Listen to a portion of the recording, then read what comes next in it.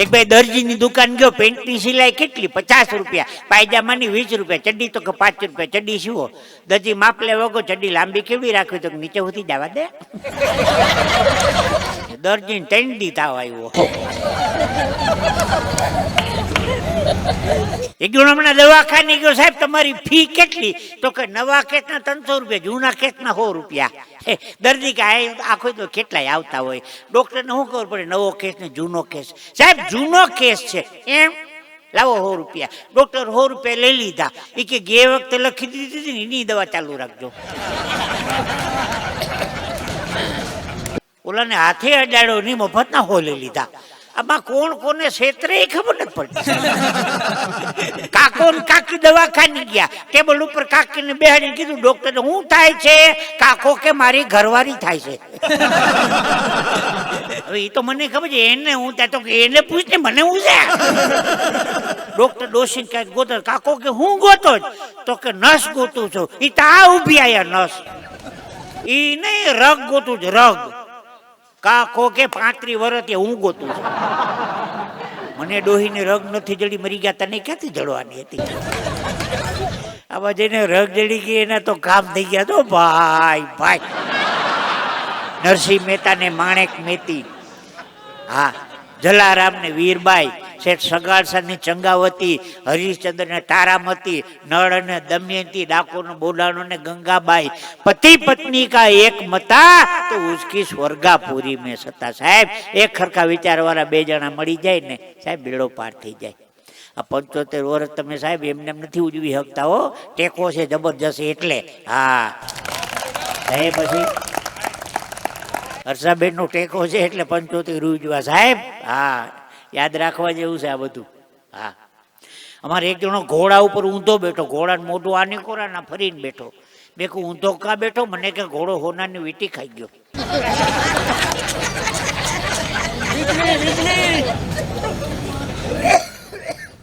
ના પણ આ વાતને પકડી રહ્યો છો. એક જણો દવાખાને ગયો, સાહેબ હું જ્યાં અડુયા મને દુખે,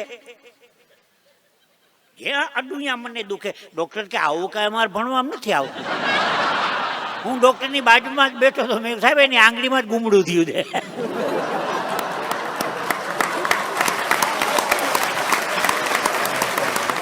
દર્દીનું ઓપરેશન કરવાનું હતું, સ્ટ્રેચરમાં તે હુવરાયો, અહીંયા ચીરો પાડ્યો, મસાલો કાઢવાનો એટલો કાઢ્યો, બીજો મસાલો ફિટ કરી ઝીણે ઝીણે ઝીણે ઝીણે ટાંકા લીધા. ડોક્ટર સાહેબ દર્દીને રજા આપવા ગયા હતા. નર્સ સાહેબ ડોક્ટર ઉભા રહેજો, એક બ્લેડ ઘટે છે.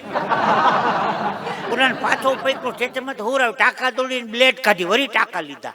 હજી રજા આપવા ગયા તો કમ્પાઉન્ડર સાહેબ ઉભા રહેજો, એક ચીપિયો ઘટે છે. વળી પાછો પૈકો સ્ટ્રેચરમાં હુવરાવી, ટાંકા તોડીને ચીપિયો ઘટીને ટાંકા લીધા. દર્દીનો મગજ હલી ગયો. સાહેબ ચેન નાખી દો ને.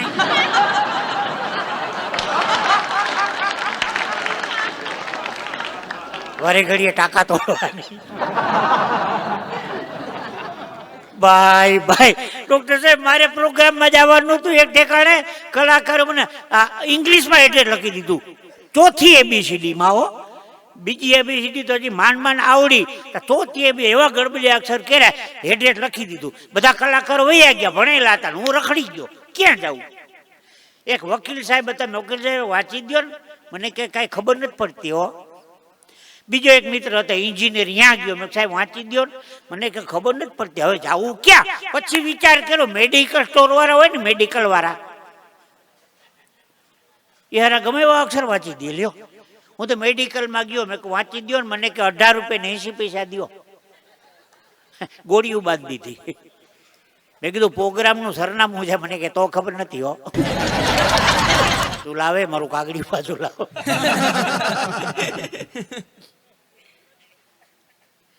એક દવાખાને ગયો, સાહેબ ડાબો પગ લીલો પડી ગયો. ડોક્ટર કે ઓહો, એક્સરે લીધો, ગેંગ્રીન થઈ ગયું, કાપવો પડશે ડાબો પગ.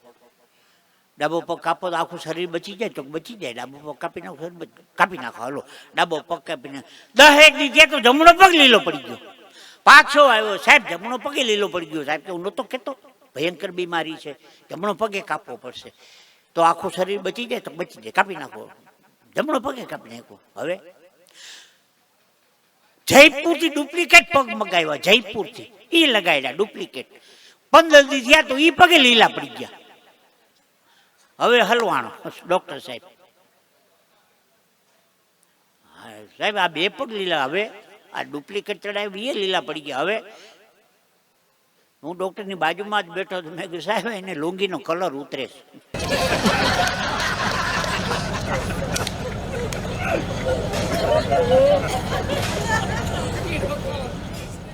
નવી નવી લુંગી લીધી હતી ને, કલર ઉતરતો તો એમાં પગ ઉડાડી નાખ્યા. ડોક્ટર સાહેબ માફ કરજો, 2-4 વાતો હળવી હળવી પ્રસંગ યાદ હતા. આ બધો આનંદ છે. મને કીધું તું ડૉક્ટરને એક વાતો કરજો એટલા માટે, બાકી મારી સ્ટેજની મારી મર્યાદા છે. બાકી હા મને કીધું તો મને કે કરજો, બાકી સ્ટેજની મારી મર્યાદા છે. એક જણો દવાખાને સાહેબ દાંત પાડો, કાંઈ વાંધો નહીં. કેટલા? 150 રૂપિયા. સાહેબ 150 રૂપિયા થોડા હોય, 51 રૂપિયા જેવું રાખો. ગરીબ માણસ એક દાંત પાડવાનું 150 રૂપિયા. સાહેબ બેરું બધું બેરું કરવું પડે, ઇતરનું પોતું મારવું પડે. હા, દાંત કાઢવાના એ પાડવાના એ કઈ રમતની વાત નથી, જવાબદારીનું કામ છે. ઓલો દર્દી કે સાહેબ કાંઈ ન કરવું પડે તો હું મોટું ખોલું, દાંત ખેંચી લેજો, હું કાંઈ બોલું તો મને કહેજો. ડોક્ટર કે મરદનું ફાડ્યું, 25 વર્ષ ત્યાં પ્રેક્ટિસ કરું, આવો કે દર્દી નથી આવ્યો. બેસી જા, લાંબી ખુરશીમાંથી બેડ, મોટું ખોલ. મોટું ખોલ્યું, ડોક્ટર દાંત ખેંચી લીધો. દર્દી છું ચા કાંઈ બોલ્યો જ નહીં. ડોક્ટર કે તારા 50 રૂપિયા માફ, જલસા કર. અત્યાર સુધી કોઈ આવો પેશન્ટ નથી આવ્યો. પછી સવારમાં ડોક્ટરો મોર્નિંગ વોક કરવા નીકળે ને વાતું કરે. એ કે કાલે એક પેશન્ટ એવો આવ્યો હતો ને, ઇન્જેક્શનની, પોતુની, બેરુની કાંઈ નહીં, મોટું ખુલ્લું દાંત ખેંચી દીધું, દર્દી કંઈ બોલ્યા જ નહીં. પેલો બીજો ડોક્ટર કે જરાક લાંબો હતો, પેશન્ટ કાળિયા જેવો હતો. હા, એ મારા દવાખાને આવ્યો તો ઇન્જેક્શનનું પોતું મારીને 10 મિનિટ બાકડે બેહાડ્યો, ભાગી ગયો. ઇન્જેક્શન આયા મારે દાંતવા પડે.